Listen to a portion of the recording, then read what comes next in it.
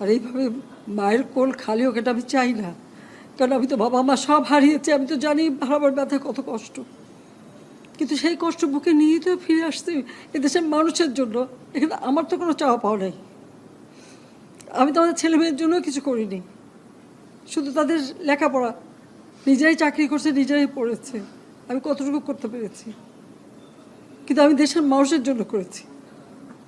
আজকে অন্তত মানুষের ভাত কাপড়ের ব্যবস্থা, চিকিৎসার ব্যবস্থা, তাদের কাজের সংস্থা সবই তো করে দিচ্ছিলাম।